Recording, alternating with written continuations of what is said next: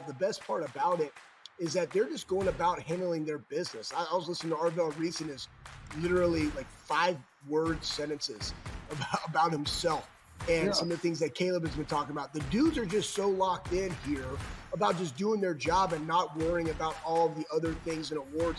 They know all those happen when you go win and you win decisively. The Bobby Carpenter Show, only on SportsGrid.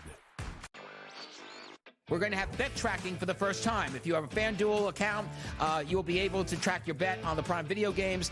And tonight, if you are part of the ESPN Mega Content Service, we understand from an organization called Antenna that 2 million people at least have the ESPN Mega Content or Limited service. You will be able to track your bets also on tonight's NBA coverage. So this is the beginning of a major new era for basketball on television. Newswire, only on SportsGrid. Like Marchand said, they're all a bunch of dirtballs, so I fit in with them. You know what I mean? Remember, like, the Phillies baseball team, like, with Kroc and Dykstra and all those guys? Like, yeah, they're just a bunch of dirtballs, right? And that's what the Panthers are. They're all the same. Like, they're all like to drink. They're all tough. They're all dirty in the corner. You know what I mean? They'll all do whatever it takes to win, but that's why they've won 2 cups in a row. In-game live, only on SportsGrid.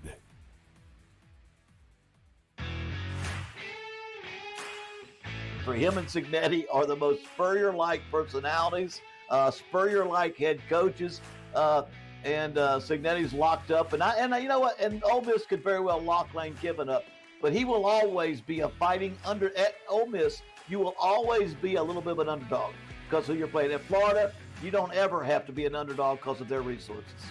The Bowden Blitz, only on SportsGrid.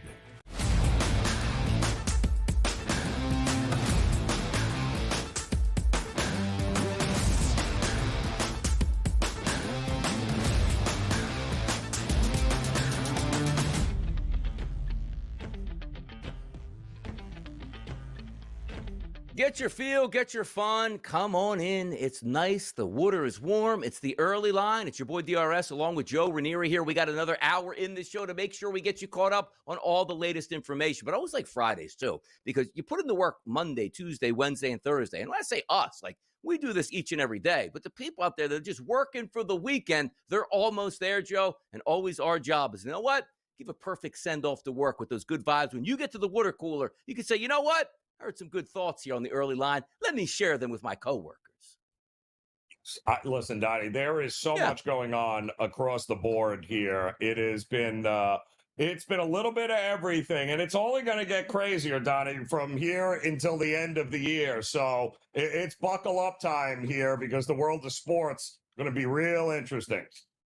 It is going to be real interesting, and we are going to get here to the early lineup, but I wanted to sneak in something which I saw yesterday come down. And sometimes when you have live information flowing, like the betting scandals and, you know, Thursday night football and the NBA, sometimes you can't get to it all. But I know we're passionate about some of these subjects. Let's just call it in the NFL. Hey, you know what? We just hired a new coach here. What did he get? 5-year deal, $30 million. Why did he get the 5-year deal? Because you trust him. You're going to put in a foundation. You believe in this coach. And if it works out, you're going to have a good football team. And maybe you sign that coach to another extension on top of that. Or if it doesn't work out after 2 years, you fire him. But at least the coach is like, hey, tried to give my best shot. Worst case scenario, Joe, I just got $15 million wired into my account and I can go work somewhere else. Well, if you haven't been paying attention, I don't know what the Angels franchise has been doing, because I guess they think it's fun to be like, hey, the Dodgers are in the same city, spend like crazy, have a massive fan base. We don't spend like crazy. We don't have a massive fan base, but we'll still make money, and so be it. You have the biggest superstar in the world in Shohei Ohtani. You know what you got back from him? A compensatory pick at the end of the season because you didn't want to trade him, and he went to free agency, and he went to your crosstown rival. But I saw something yesterday that really grabbed my attention. Kurt Suzuki. We don't know how good a manager he is going to be. But if Kurt Suzuki is the manager, and they go like, going rate, you see like Craig Counsell got millions and millions and millions of dollars, multi-year contracts. We love you, Kurt. We're going to give you a 1-year contract here, and he signs up for that. What are the expectations for a manager? And also, Joe, more importantly, that baseball team that goes, I'm not listening to you, Kurt. You're not even going to be here next year. I got a 3-year deal. I'll be here. You won't. What are they doing in L.A.? Well, it's interesting. They're doing a couple of things, because you're right, Donnie. First of all, last time we saw a 1-year deal for a manager in Major League Baseball was Dusty Baker back in 2020. But Dusty Baker at that time was 70 years old having health issues. So the idea that he is not in the same ballpark as what they are doing here. I found it interesting that Artie Moreno, of course, the owner of the Angels, he wasn't at that press conference when they signed their new one-year manager. But we did know, Donnie, and we've been telling everyone, they wanted Pujols, period. From the start of the process, that is what Moreno wanted. They wanted Pujols. The problem was it all fell apart because of a difference of opinion on shocker money. But you know what else? Years.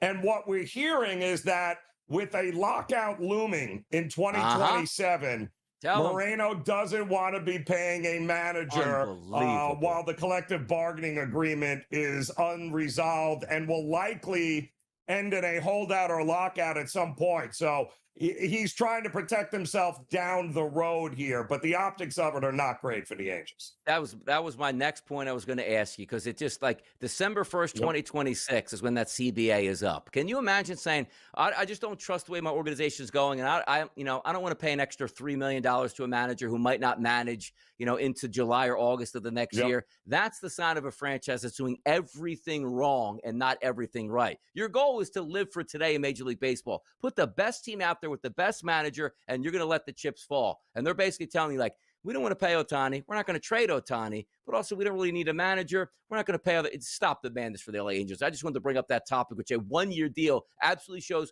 no confidence in the manager and or think the of organization. This, how is he going to hire coaches? Who is going to sign on to coach with this guy, knowing that he could be out in a year and so could I with a job? Like, seriously, you're making it you're setting the guy up to fail, is what they're doing. Yeah, reach out to your buddy who's the bench coach for the Guardians. Like, hey, buddy, I got a 3-year deal here. Come out to L.A. where you're going to pay 5 times the amount for your house, and you'll probably be out of a job at the next year that you can't go back to Cleveland. Make it make sense. It doesn't. Let's get to the early lineup today, which does deal with Chauncey Billups. He's in the focus, and he's in eyesight of the FBI. A multi-year sting which says, hey, Chauncey, maybe you're giving out illegal information also behind the scenes to try to use for players, but also, what are you doing? And getting caught up in a gambling ring with the mafia about illegal card games that are rigged. This doesn't look good for Chauncey. No, it doesn't. We know that his attorney released a statement, of course, saying he's going to fight this thing all the way through, and that, he's innocent.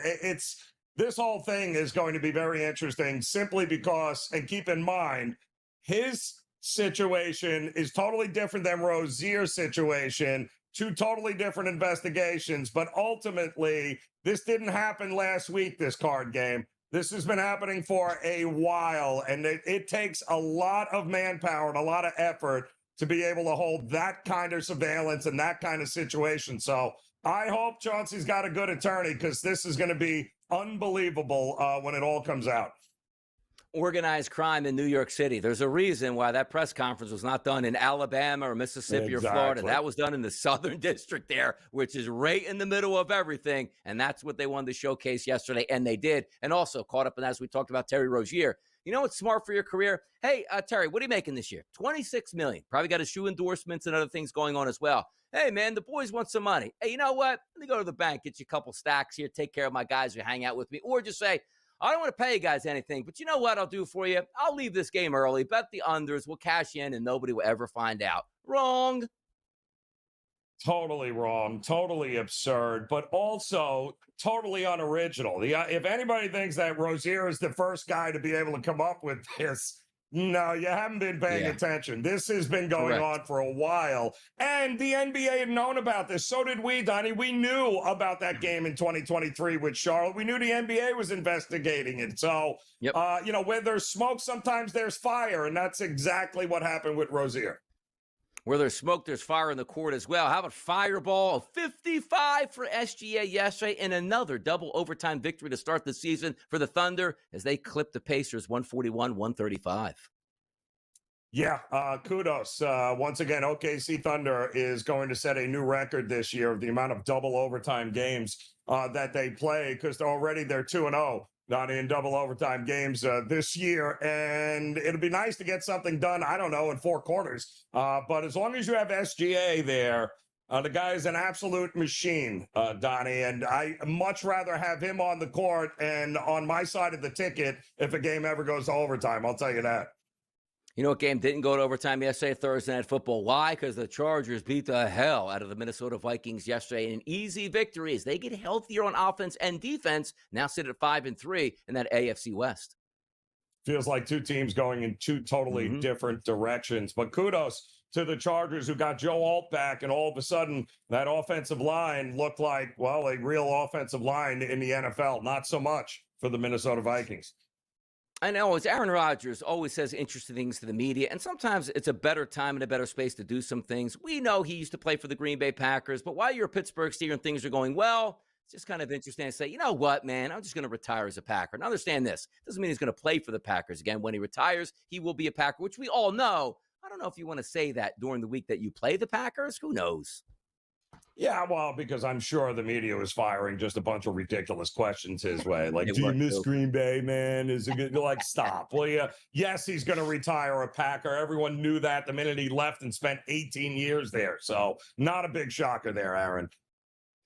Alex Vesia steps away from the Dodgers for personal reasons before game number 1. And the SEC tells the referee, hey, man, stop rigging these games, or at least the appearance of it. Tough timing here with the SEC. They did blow a lot of calls and maybe cost Auburn a game, which in turn probably cost Auburn's head coach their job as well.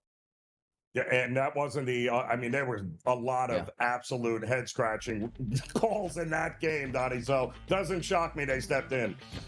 Let's get after it and take a look at some of this action here in college football this weekend. Coming up next on the Early Line.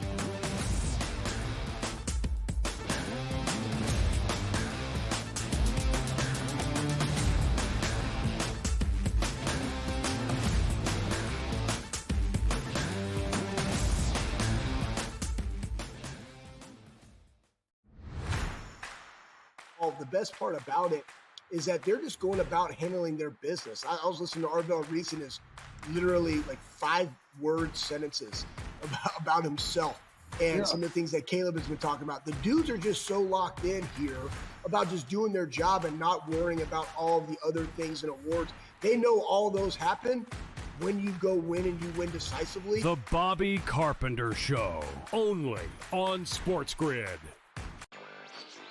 We're going to have bet tracking for the first time. If you have a FanDuel account, you'll be able to track your bet on the Prime Video games. And tonight, if you are part of the ESPN Mega Content Service, we understand from an organization called Antenna that 2 million people at least have the ESPN Mega Content or Unlimited service. You will be able to track your bets also on tonight's NBA coverage. So this is the beginning of a major new era for basketball on television. Newswire, only on SportsGrid. Like Marchand said, they're all a bunch of dirtballs, so I fit in with them. You know what I mean? Remember, like, the Phillies baseball team, like with Kroc and Dykstra and all those guys? Like, yeah, they're just a bunch of dirtballs, right? And that's what the Panthers are. They're all the same. Like, they're all like to drink. They're all tough. They're all dirty in the corner. You know what I mean? They'll all do whatever it takes to win, but that's why they've won 2 cups in a row. In-game live, only on SportsGrid.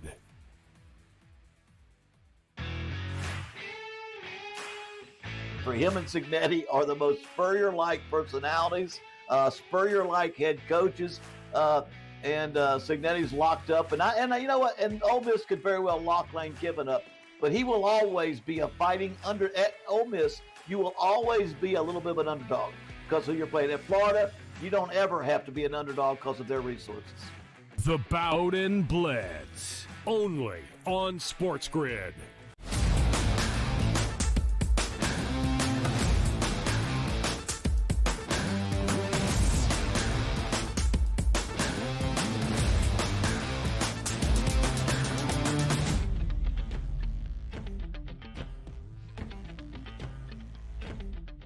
Getting up on some college football in just a few moments, but we did view a video yesterday of Tom Izzo saying, like, you know what, man, there are no adults in the room right now. Do not blame the kids for coming back to school. Blame us for not having any guardrails. There's Kelvin Sampson here, the Houston, let's say Rockets at this point here. Help me out on this one, Joe. Houston Cougars. Rockets, Cougars. What the heck's going on here? Kelvin Sampson, let's get his opinion. Because if you say something, you're complaining. But at some point, somebody's got to step up and say, this is wrong. It's not what we signed up for. It's not what they signed up for. That's not fair to them either. It's not fair to their parents. You know, we're still at an educational institution, but there's nothing educational about college basketball right now. It's all transactional. And then we go put our head in the sand and act like, well, it'll change eventually. Think how many ADs 5 years ago said, this will play out. This won't last. Okay. Same guys are saying it today. This won't last. It's going to outlast all of us. I love Kelvin Sampson. He's hitting the nail right on the head here. College athletics from what they were to what they are now, and this is a reason why where some of the all-star coaches, the all-timers, stepped away when they had a couple more years left. Like, I'm not dealing with this. I used to be able to recruit a kid, get him here. He can't transfer at will, and he's not coming to me midseason going, hey, coach, man, do you want me to stay next year? I need another $2 million. It's the new life of the professional sports in college basketball with absolutely zero guardrails right now. None, and he's right. It is all transactional, not just college basketball, but college football. Certainly the two biggest money makers. That's what it is. And you know what? You know who created it? The NCAA. This is all their fault. They created this monster, and now they have absolutely no idea how to handle it. And let's face it, Donnie, once you open that Pandora's box, it's not going away. It's never going to be going away as long as the money is what it is here. True free agency, Joe, across the board. I guess that's what most people want at this point, and players that get paid at this. I always like the old school mentality for me is like we're making so much money off these kids. And, I used to always say to that argument, Joe, for me was, okay, if you're a kid at 18 years old and you are a high school senior and college goes, we're not going to pay you. We'll give you an education. You can come play for us. You can better your craft and then move on to the pros. You have that choice. It's not like in the 1960s where you get drafted to go to Vietnam, you have to go to Vietnam. There's always choices. You can go overseas. Do you remember one of the ball kids did that as well? Did it quite frankly perfectly, made a lot of money, came over to the NBA, never played college basketball. That's fantastic. I never understood the point of, well, we're making all this money off kids. Why couldn't college just say, we're not paying you any money? If you don't want to come, you don't have to here. It is your choice and your decision. Now we basically opened up Pandora's box once again to say, you could probably go to the NBA, flame out in 2 years, and then come back to college basketball and play. That's incredible. But the percentage of kids that go to college to play basketball, the percentage that are actually going to the NBA is ridiculously low. This is not hey, you got to come and play college because you're definitely heading to no. 99.8% of the kids that play college basketball in Division I are not playing NBA basketball. So you basically ruined the entire thing for a 0.2% of everyone who plays, Donnie. Yep. Remember that? Like, hey, you should be allowed to go to the pros out of high school because why? LeBron James did it. I mean, come on now, stop. Kevin Durant did it at that point, or not Kevin Durant, excuse me, Kevin Garnett. Stop the madness at this point. It's just the way it is, the way it sets up. This is the new world of college football and college basketball. And I guess, as the coaches say, we're just going to have to deal with it because it's not going away. Let's get back to the gridiron on Saturday afternoon in the SEC. The SEC has been tremendous this year, Joe. Missouri and Vanderbilt. Vandy as a favorite over Missouri with a total 53.5. Vandy now a top 10 football program expected to win these type of games. Heck, Vandy just beat LSU last week. Can they beat another top 20 team at home in Nashville? Yeah, it's kind of crazy, right? I mean, two top 25 teams in the SEC battling 6-1, Donnie. 2.5 is an interesting line. This feels to me like a game where whoever is going to have the ball last is going to have an opportunity to walk off a winner here. I love what I've seen from Mizzou. They're a very well-coached team. Clark Lee has done an amazing job at Vanderbilt. So which one of these teams can come out on top? I think it is a true coin flip game. But if I had to choose, I might be looking to back the home team here and lay the 2.5. I think Vandy, they got it going right now. Hard to believe, Donnie, but Vanderbilt is the favorite in this spot to win. It's kind of crazy. Let's go, Diego. Keep rolling. Get Vandy in the football playoff. Oh, my goodness. You're paying kids now, and Vandy's good. Imagine that. Ole Miss and Oklahoma. Mateer back on his home soil. 5.5-point favorite over Ole Miss. Still seems weird to say this is an SEC tussle, but man, I love the SEC. Ole Miss on the road at OU. What happens here? Well, problem is, I mean, you have a Ole Miss team that they live or die by being able to make big plays offensively, Donnie, right? Yeah. That's not what that defense of OU is going to allow you to do. So can they grind out a win? I have my doubts because that's what Brent Venables and OU are going to force you to do. It's not like they have the best offense, Ole Miss, on the field, but that defense of OU is heads and tails above anything that they've seen so far. Let's get to this next one here. Skip down a little bit. UCLA and Indiana. Kurt Cignetti's like, you know what? We're playing a 3-0 football team right now, and that's the way it feels. UCLA regenerated after firing their head coach, a total of 53.5. Indiana favored by 25.5. If they can stomp you out, they will. But this new look UCLA team, which I'm not so sure they're 6-1 at this point, but certainly we could play that out. And Indiana's 3-4. How about that? A 3-4 team, number 2 in the country, Joe. What gives? One of the best 3-4 teams you'll ever see play, Donnie, college football. This number is big, but I'll tell you this, Cignetti is a guy that over the years, laying this kind of numbers, he has had no problem covering here because he doesn't take his foot off the gas. So puncher's chance. That's what I'll give UCLA in here to stay within this number. By the way, I was annoyed with Indiana last year. I think I'm buying into Indiana. Like, I like what Cignetti stands for. Like, I'm going to tell you like it is. I'm going to blow you out on the football field. Then I'm going to tell you about blowing it out. And if you don't know about me blowing you out, go ahead and Google me and watch me blow out my next opponent here. We'll see if he can do that same damage against UCLA. Let's hit the Kalshi markets. What gives on some questions that people might want to get down on here? Come find out next.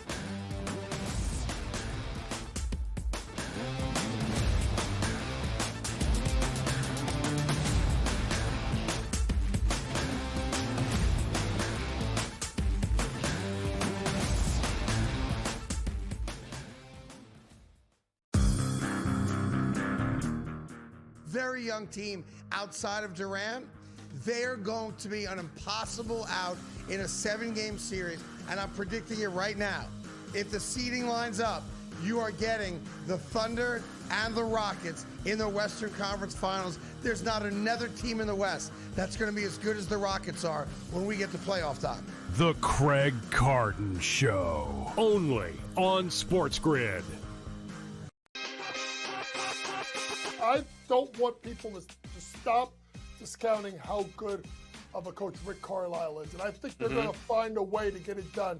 I think they're going to be better than people think. And I also think if that's the case, then I'm fading someone in that division. You know who I'm fading, and that's the Milwaukee Bucks, who have now cut 2 players this year so that they can bring back both Antetokounmpo to play with Giannis. Game time decisions, only on SportsGrid. People who filed it are actually representatives of Chicago, so they're from the city. They're kind of saying, this is really going to cripple the industry if we do this even more. I think it's really important when we talk about this stuff because so many places want to keep taxing sports betting more and more and more, which is well within their right. But there gets to a point where the bubble bursts and sports books either don't want to do business or they change the way they do it by passing it down to the customer. Newswire, only on SportsGrid. Football contest season is back, and so is the Las Vegas Football Contest Show, Season 2, the sharpest football contest show in the land. Focusing on all 3 Circus Sports contests and the Westgate Superbook Super Contest, we handicap the games and release our contest picks every week of the season. Featuring Super Contest champions Brady Cannon, James Salinas, and former NFL player Mike Pritchard, all team will have you prepared this season like none other. Check us out every weekend right here on SportsGrid.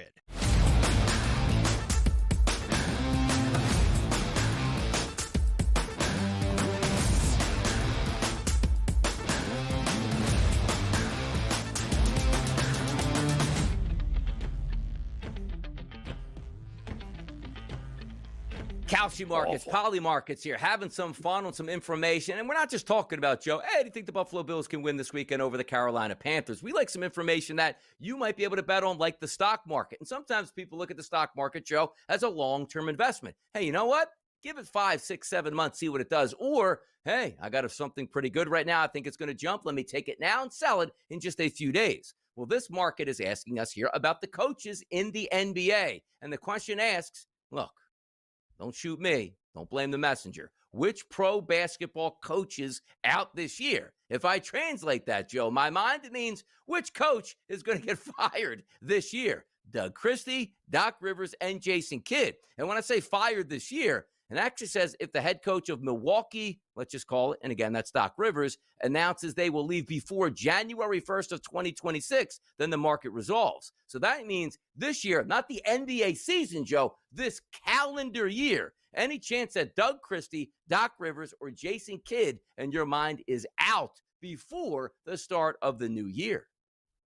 I don't believe Jason Kidd will be, given the fact they just gave him a boatload of money and signed an extension. So I wouldn't look him, although the no is 87 cents here, I believe. But, you know, Doc Rivers is always going to be interesting there. It is a stars league, though, right? So does Giannis love Doc Rivers? Is he buying Doc Rivers? If he does, great, he'll be around. I think Doug Christie's in for it, though, in Sacramento, because I think that team, once again, is going to fall flat. I think they are going to lose. They're going to be out of it by the time we get to January. So my thought would be Doug Christie is probably going to be sacrificed in Sacramento. I don't know, just Sacramento. I always grew up as a kid, like, how did Sacramento get a basketball team? You know what I mean? They've been floundering around for years. Yeah, they got a new arena. They're in the state of California. Sometimes they play decently, but it's always one of those franchises that seems like it's always left out at this point. All right, let's get to some other news here. Jake Paul versus Gervonta Davis. If you like Gervonta Davis here in this matchup, yes, is at 64 cents, which means if you put $100 down, that's a $57 return on your investment. If you like no on him, and that's listed at 65, that is $154 that you get back. Jake Paul, is he knocking out Gervonta Davis? Or actually, he doesn't have to knock him out. He just has to beat him. I mean, it called me crazy. I believe it was just like there was a big $2 million bet as well on this fight here, which is pretty funny. I don't think Jake Paul fights anybody that he knows he can't beat, right? I mean, isn't that kind of the situation here? So, yeah, it's this one's going to be interesting here. I would still lean Jake Paul simply because I don't think he would do it if there wasn't an angle for him to win here.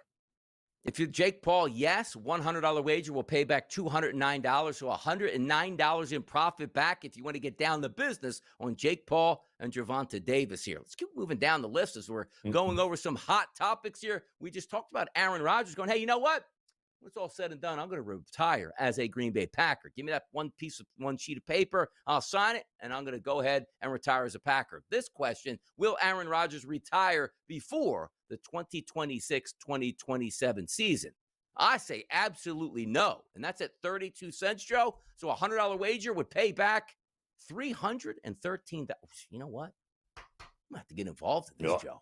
Sounds like a pretty good payback here. Hey, look, Aaron Rodgers, as long as he doesn't get injured this year, he will be a Steeler next year. Absolutely.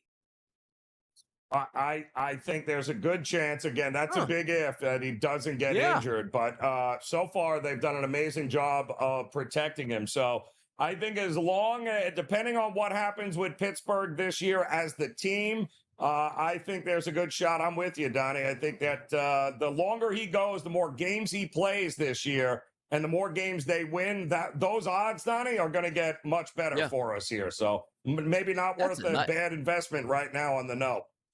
That's nice. $100 pays back $313. And by the way, the rule summary here goes: if Aaron Rodgers announces their retirement, which again doesn't make any sense, whoever there is, before the date of the first game, regular season game of 2026, then the market resolves to yes. So what that means is he would actually, if he says he's going to retire, that doesn't matter. If he still plays, you win that bet. If he says he's going to retire and retires at that time before the first game, then you'll be able to cash in the yes on that one. But I don't think so.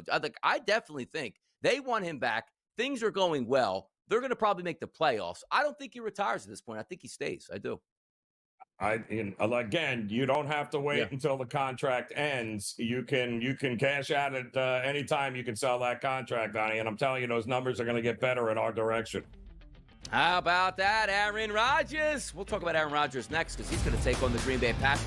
Setting up your weekend in the NFL, it's what we do. We'll be right back.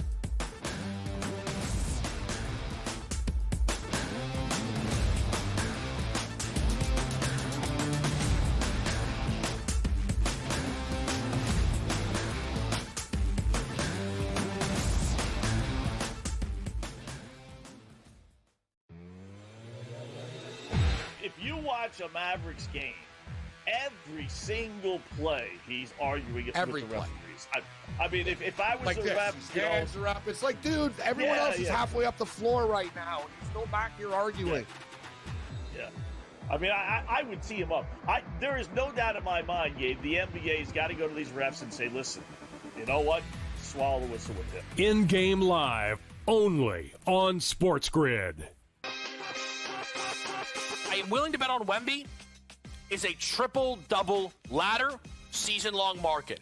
I did this actually with Caitlin Clark, who had a triple-double in Game 1 and then spent the rest of the season injured. I hope that does not happen with Victor Wembanyama. 3 triple-doubles at plus 165 should be absolutely no problem for Wemby. Had 2 his rookie season, 1 last year prior to the injury. Game time decisions. Only on SportsGrid. It is exactly why, like you said, Donnie, this time of year is the absolute best in sports. And first off, the NBA returned to NBC. And hearing that theme music, seeing Mike Tirico back on the call, seeing Michael Jordan on the screen, it just felt right?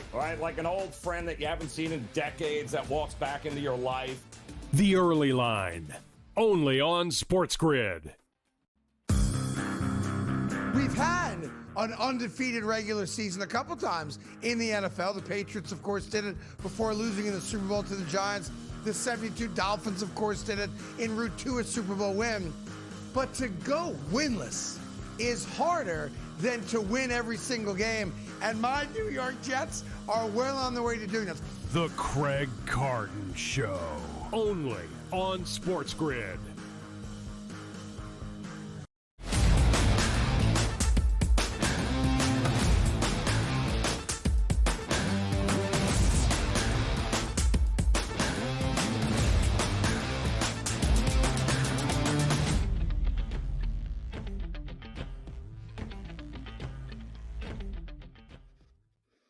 Sometimes you look at these quarterbacks and they're trying to feel their way around, particularly the younger guys. Like you can see Dylan Gabriel there. We don't know when Shedeur Sanders is going to get in. Drake May, also still a young quarterback in the NFL, but the one that got drafted number 1 overall last year, boy's having a time of it down there in Tennessee, and that's Cam Ward. And here's Cam Ward reacting to some of the play calls.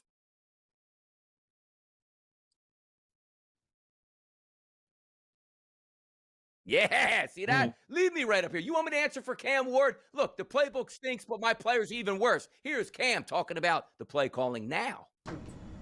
Wide mode. Let's just do this one. Let's go gun, deuce right closer, Z-top, fire 6J, Rhea, boom, F-shift, H-burst on the turn. No chance. No chance. No chance. No chance. I'll give you this one. This is a base game plan right here. This is a base game plan. Gun, gen right baffle, 2-jet, Costco, white basic. No chance. Yeah. Come on, ball. You got me sacked that. Look, I like Cam Ward. He's very personable. He's in a bad situation right now. But the one thing I always envied are, do the play calls really have to be that long? And quarterbacks seem like they have to be an absolute Einstein just to remember the play call itself. Even being in high school and college, like, high school a little bit more remedial than colleges, but some of those play calls will come in where me as a wide receiver, I knew the play, but just watching the quarterback have to repeat that twice in the huddle and then try to remember it, always baffled, man. I'm telling you, we always think like dumb football players. Those play calls are so insanely long. Just reciting them back makes it tough. Yeah, and then imagine the audibles that are mixed into it too as well. So not good, but it's again, he's the one, he's the QB, so he's laying it out there. But every part of that play call speaks to somebody in that huddle, Donnie. That's how crazy it is. And if you're in that huddle, you got to know which part applies to you. So it's a very interesting system, to say the least. And then also understand this too, like the audibles are crazy and what the defense throws at you, but NFL teams at times, they call 2 plays in the huddle, then get up to the line to decide which play they want. I'm telling you right now, it's amazing that, like, even me, like, as I was outside, the X and the Z wide receiver, the both outside guys, and then we have the Y, which would be the guy that plays the slot, which was me. So I would start the game on the outside. We went through 3 wide receiver sets. I would move to the inside. And the thing that always got me the most, Joe, is the motion, where we would have called like over off, which would cancel out which side you have to be on. It used to be a math equation. We'd be like, okay, ready, break. And in my head, I'm like, what am I doing here? What am I doing here? Am I starting on the left or the right? Am I coming back from the right to the left? It is insane what you have to remember, get it right. Yep. And then there's the least problems of all. It's the snap count where, I'm telling you, man, just call it on 1 every play. Don't have us dealing with 2 and 3 and all this stuff because we're going to be off sides. But what they have to actually verbalize before the play even starts, absolutely incredible stuff here. Now, here is Love talking about Rodgers. And again, this is a big week here because it's Green Bay. It's going to be the Steelers. And here's Jordan Love paying homage here to Aaron Rodgers. Jordan, when you got here, Aaron said before that he kind of saw the writing on the wall for his time here. How was he behind closed doors with you during those 3 years? Yeah, no, Aaron was great. I think anytime just being in the quarterback room, you want to have a great relationship with everybody in the room. I think just to, make it a fun environment for what you're going to be in every day. So, I think coming into it, obviously I never knew what to expect, but, I think Aaron was great to me all 3 years, and I think really everybody that was in that quarterback room with us in my time, it's been great. We got no issues. It's been just a great room to be a part of. You got to be comfortable in your own skin to end up training your replacement. Most people aren't confident enough to do that. And by the way, asking that question in Green Bay is always relevant because Aaron Rodgers will tell you Brett Favre didn't share anything with him whatsoever, didn't want him around, didn't want him taking his job. So kudos at least to Aaron Rodgers, who we always think is an interesting fellow, not turning his back on a rookie, going like, I'm not telling you how to pick up that blitz because if you do it better than me, you're taking my job. So at least there's that. Yeah, well, there is always that because he's right. He did not experience that with Brett Favre at all. But, that was a different era in football here, but maybe the writing was on the wall for Aaron, and he kind of knew it there. So, but kudos to him for passing it down there. And listen, nobody thought Jordan Love was going to be good enough to be a starting quarterback anyway. Everyone thought the minute they made the move that it might have been the worst move in franchise history. But now this is how many decades in a row, Donnie? That's 3 franchise quarterbacks in a row that the Green Bay Packers organization has nailed. And nobody else can seem to get that right.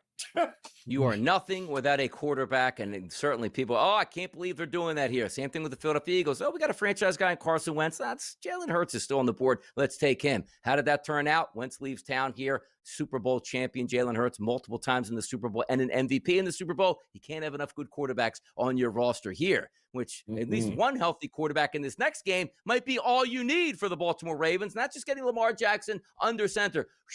Calm, relax. We could start our season now after burying ourselves over the first quarter of the season. Favorites are the Ravens at 6.5 here. We're still not sure if Baltimore is going to see their superstar signal caller under center, but it's setting up that way with limited practices on Wednesday and Thursday. From the Friday practice report, Joe, that'll tell us everything we need to know.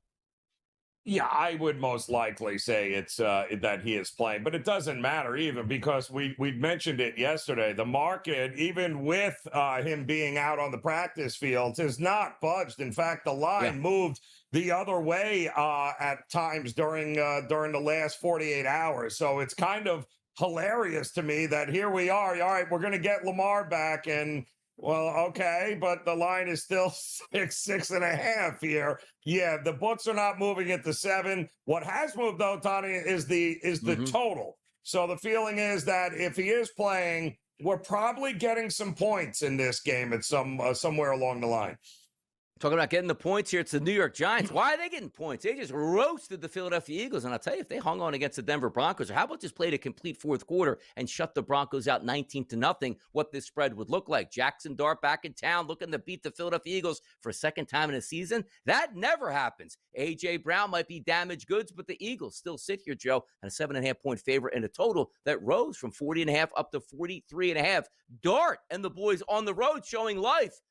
Who gets this win? But also, more importantly, Joe, who gets the cover?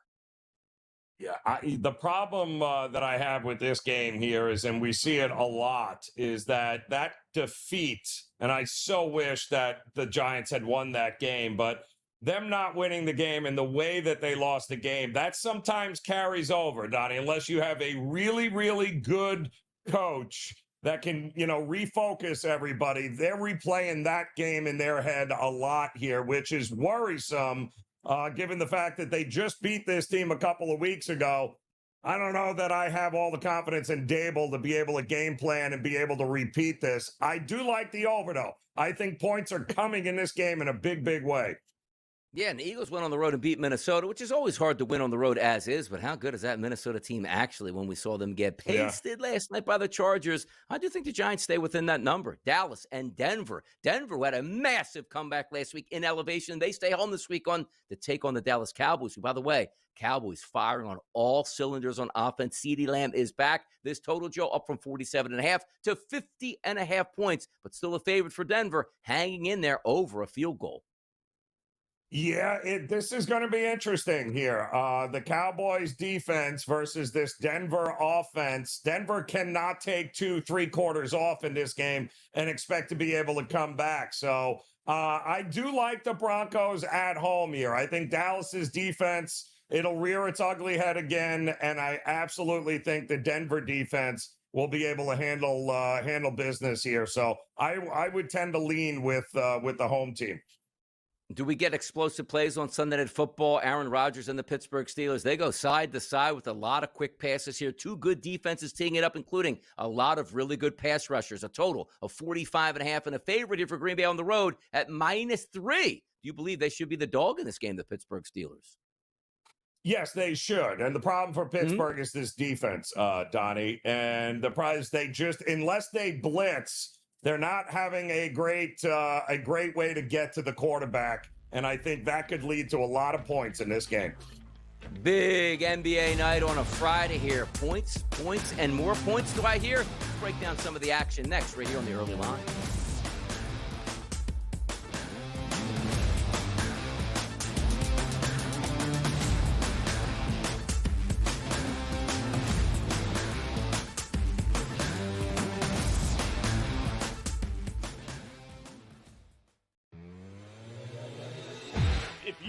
A Mavericks game, every single play he's arguing with the referees.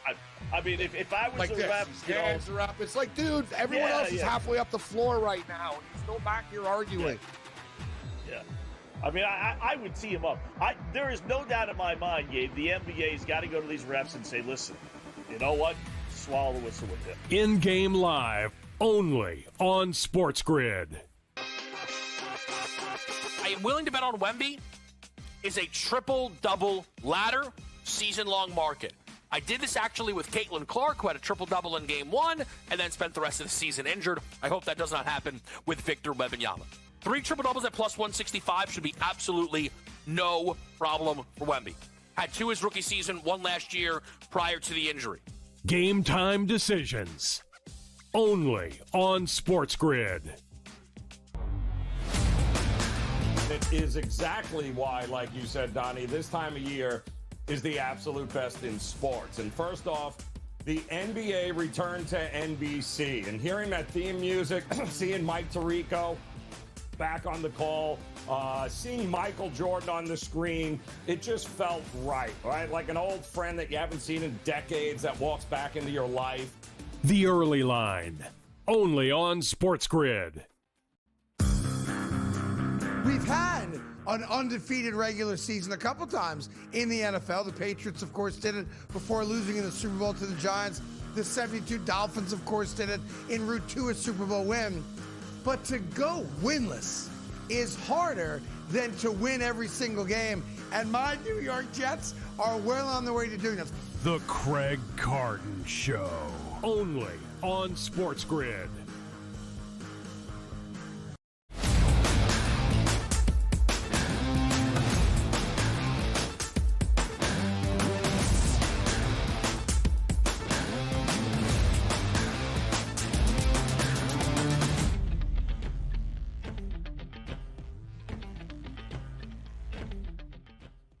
Basketball on a Friday night in the association. A full deck here starts at 7 o'clock, ends at 10:30 out on the West Coast there with the Phoenix Suns and the Los Angeles Clippers. One team plays in the Garden. Another team plays in the Garden. Who are we talking about? The Boston Celtics taking on the New York Knicks in Game 2 for both of these franchises here in the 2025 start of the NBA season. What gives on this one, Joe? I'm seeing a look-ahead line of around 6 points here. You see the graphic about to pop up at -5.5, but you know what it is live right now? -3.5 across the board. A major tank in stock here for the New York Knicks and a total of 229.5. The Celtics coming to town, basically half of a ball club. They got beat by the Philadelphia 76ers. The Knicks with a win on opening night. Why is this line dropping? Are there some information that we need to know about on players sitting this one out for the Knicks?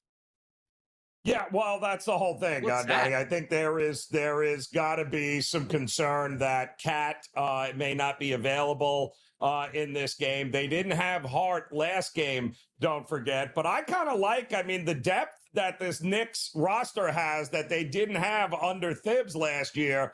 I mean, they got 15 points out of Miles McBride, Landry Shamet, Tyler Cole, all of these guys here that actually contributed in that win against the Cleveland Cavaliers. But there's got to be concern that maybe one or two of the other guys, including Karl Anthony Towns, may not be playing in this one, which is the only reason why I think you'd get this big a move overnight. Always got to wait a little bit longer than the NBA here. Unless you have that information and somebody shared that with you from Chauncey Billups, you might have to wait to see that final report to see who's actually playing or not playing in this game here. Miami Heat, Memphis Grizzlies. Joe, do you want to participate in an over with the Miami Heat? Well, looks like the people are betting on that. Look at the Heat game, Joe. Opened up 230.5. It's now up to 233.5 at most outlets. A favorite for the Grizzlies, which was 4.5 earlier this morning, dropping to 2.5. I'll tell you right now, the odds makers right now don't have an idea where any of these games are going, and we are seeing massive line moves right off of these opening numbers a few days into the season. Yeah, I mean, well, it was the John Morant show in Game 1 against New Orleans. That game went flying over the total, and they held off Zion and the Pelicans. And Miami, we talked about this game earlier in the week. Boy, they didn't meet a three-point shot they didn't like to take. They were just bombing away, and neither Orlando nor Miami was playing any defense. And I think that's the theme early on this year, Donnie, right? It's we're really not sacrificing the bodies this early to try and grind wins out. So if that's the case, if you can't beat them, join them. Over for me, especially with the Grizzlies, who play at one of the fastest paces in the NBA. You want more line moves? You got them here. The San Antonio Spurs, who blew out the Dallas Mavericks on opening night. They're going to take on the New Orleans Pelicans. This line opened up overnight as a -1.5 point favorite. Now sitting at 4 and 4.5 at most outlets as a favorite towards the Spurs. The total in this game, and everybody loves themselves a good over. 231.5, now up to 233 at a lot of outlets here. That line continues to move because Wembanyama, he's on the warpath in 2025. Yeah, well, it'll be the first thing that the Pelicans have on top of their list on how to win this game, and it's going to be to try to slow him down, and that's going to be all about Zion Williamson in the paint, right? He is going to have to try to bully himself around in there. You can't let the guy just dominate the boards. You got to get in there, and you got to make it ugly, and I think the Pelicans will do that. They probably should have won that game against Memphis there, but John Morant was just too much late. I think this one, I thought the number would be a little higher here, Donnie, if we're being honest, but I think the Pelicans at home have a puncher's chance here for sure. How about a puncher's chance for the Lakers? Once again, at home, but they are an underdog just like they were to the Golden State Warriors. The Timberwolves come to town, opened up as a 1-point favorite. They now sit at -2.5 as a favorite, which means the Lakers will be underdogs again in their own building. A total, once again, opened up at 223.5. That has risen to 225.5 and 226, depending on where you're shopping at. The Lakers, can they get their first win of the season, or is it just all Luka, not a lot of help, and another loss for the Lake Show? Well, the problem is Anthony Edwards is not 100%. He is banged up, but he did play last game. He's going to play in this game here as well. But you got to believe that Doncic and company, what did he drop? 43, had 43, 12, and 9, I believe. He almost had the triple-double there in that first game against Golden State. I think the Lakers in front of the home crowd have an opportunity to bounce back here, and I think they will in a big way. It also leads me to think that maybe an over is happening in this game. How about bouncing back in a big way? Embarrassing performance for the Los Angeles Clippers on the road, getting crushed by the Utah Jazz in game number 1. They'll return home as double-digit favorites. By the way, did you know they were double-digit favorites on the road to knock off the Utah Jazz? The Suns come to town, getting 10.5 live at most outlets in a total, Joe, that sits at 222.5, actually down from the 225.5 at the opening number. How about that? Yeah. This was great. Watching them play against Utah was hilarious because it's like watching an old man team taking on the youth and the excitement of the Utah Jazz last game. And now they have a completely rebuilt Phoenix Suns team coming in. Ty Lue was bent out of shape after that loss to Utah. He is pleading for these guys to play some defense here.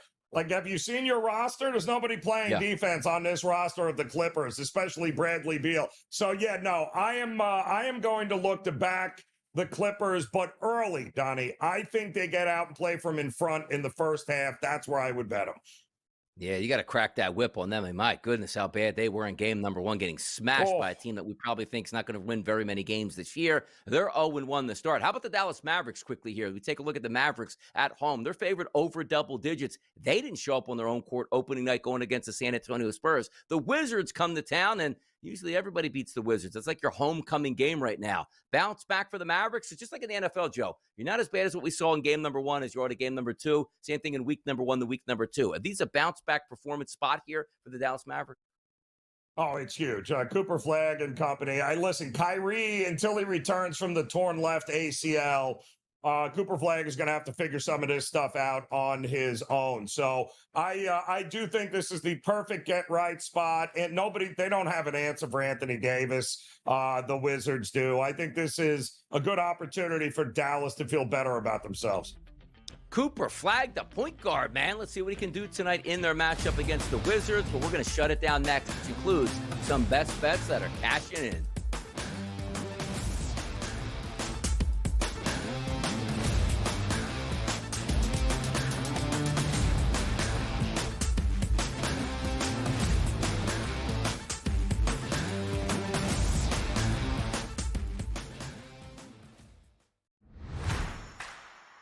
The best part about it is that they're just going about handling their business. I was listening to Arvell Reese and his literally like 5-word sentences about himself and some of the things that Caleb has been talking about. The dudes are just so locked in here about just doing their job and not worrying about all of the other things and awards. They know all those happen when you go win and you win decisively. The Bobby Carpenter Show, only on SportsGrid. We're going to have bet tracking for the first time. If you have a FanDuel account, you'll be able to track your bet on the Prime Video games. And tonight, if you are part of the ESPN Mega Content Service, we understand from an organization called Antenna that 2 million people at least have the ESPN Mega Content or Limited service. You will be able to track your bets also on tonight's NBA coverage. So this is the beginning of a major new era for basketball on television. Newswire, only on SportsGrid. Like Marchand said, they're all a bunch of dirtballs, so I fit in with them. You know what I mean? Remember, like, the Phillies baseball team, like with Kroc and Dykstra and all those guys? Like, yeah, they're just a bunch of dirtballs, right? And that's what the Panthers are. They're all the same. Like, they're all like to drink. They're all tough. They're all dirty in the corner. You know what I mean? They'll all do whatever it takes to win, but that's why they've won 2 cups in a row. In-game live, only on SportsGrid.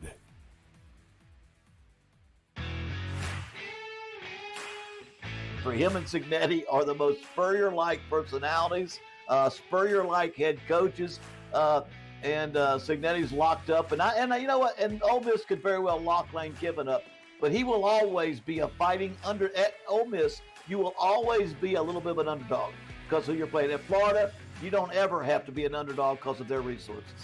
The Bowden Blitz, only on SportsGrid.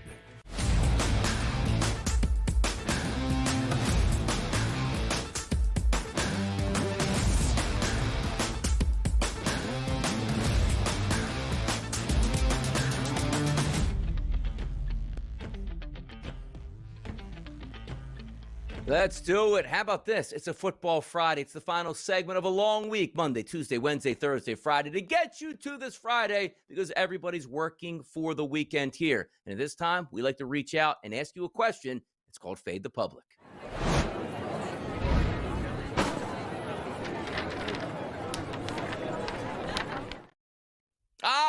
We got the World Series starting tonight, the Fall Classic. Boy, I wish my Philadelphia Phillies were in it, but they're not. There is a team in the 6 today, and what that is, that's Toronto. There's also a team out there in L.A. That's the Dodgers and the Blue Jays. They're going to go toe-to-toe for 7 games, or at least we hope, and crown a champion in Major League Baseball. If you follow us, which I don't know why you don't, at SportsGrid on X, we ask these questions each and every day so we can get a feel for where the public wants to go on a certain topic. That topic today is the World Series. And that question that was asked, who are you taking in game 1 of the World Series tonight? And we made it even simpler than before. You don't have to worry about the spread. You don't have to worry about, where the money line sits. You don't have to worry about any of that. Just pick the team that you think is going to win tonight. And it's no surprise that the Los Angeles Dodgers, 62% of the votes coming in right now, have been placed on the Dodgers winning the game tonight. That's actually surprising, Joe, based on how heavy of a favorite they are. Let's call it minus 155, that more people wouldn't be taking the money with the Dodgers. Some Blue Jays love out there tonight. Yeah, why not? Again, we've said they have the best puncher's chance of anybody here because of how this roster is built in this lineup. To me, this series, and especially this game, Donnie, is going to be all about, can that lineup of Toronto get to that Dodgers bullpen early enough in games to be able to do some damage? If they can, should be fun. And if they can, Donnie, because I don't like Toronto's bullpen either, but I can tell you, we're going to get some overs, and we're going to get some runs in this World Series. Yeah, give us something memorable. Don't give us 6-1 Dodgers every single game, and there's no reason to watch anything past game number 3. Give us a 1-1 split in Toronto. Who cares? So give us 2 out of 3, whoever wins in L.A. Bring us back for a game 6 or possibly a game 7, which will be thoroughly enjoyed, just like we just enjoyed the ALCS going 7 games with a big home run by George Springer. We love that in Major League Baseball. But you know what else we love more right here on the SportsGrid Network? Giving out those winners, which is what we're going to do next for Bye, Bye, Bye.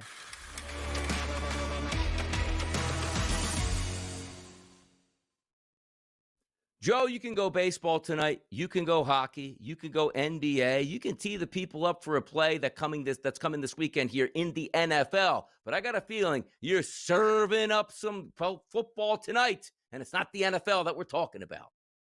No, it is not, Donnie. And on Friday, we've got a pretty good roll here in college football. Love these Friday night games. And I got one game here that we talked about all week in the spread lines. And I was wondering if there was ever going to be any buyback here on Cal, and there has not been. It's only been Virginia Tech money at home here tonight in Blacksburg, taking on the Cal Bears, who also played last Friday against Bill Belichick's North Carolina team. And boy, Bill Belichick had that game won until, of course, his running back fumbled it into the end zone from the 1-yard line, and Cal recovered it from there. But I think that's exactly what Cal needed to be able to get things going in the right direction here. Listen, Justin Wilcox, one of my favorite coaches as an underdog. The guy has been phenomenal, especially getting as many now. This game opened up 4.5, 4, and now we're seeing 6s. We're talking about a Hokies team that has one of the worst defenses in all of college football, especially against the pass. I like Cal. Wilcox covers these games as a dog at a 65% clip. I will take the 6.5 points here with the Cal Bears. Love the young quarterback. I don't think Virginia Tech should be laying this price against anybody, especially against a coach who loves being the underdog and delivers winning tickets. I'll take the Cal and the points here. Cal and the points, would love that there. Aaron Rodgers would really appreciate that bet winning tonight there. See if they can cash that one in. For me, I am going to go to the World Series game number 1 tonight up in Toronto. Spread line for this one, minus 155, give or take here, but the total is listed at 7.5. What? You can't take the over, Donnie. Are you crazy? Have you seen what the Dodgers pitching staff has done? Yes, I have, but I've also seen the Dodgers do damage at the plate and also the Toronto Blue Jays. We call it regression back to the mean. If the Dodgers go into this game to give up one run again, you tip your cap and move on. But I got a feeling, that we're going to get some runs early in this game. Give me over 7.5, and then we'll tack on more once we get to the bullpen. A 2-0 night on a Friday, because why, Joe? Friday's payday around these parts. I love it, Donnie. I'm with you, man. I think runs are coming here tonight. Looking forward to that one as well. You savage? No savage. Give up the runs, brother. Let's get 7 in the first inning. Get the party started tonight. Thank you for tuning in all week. For Joe and Donnie, we're on the early line. See you on Monday.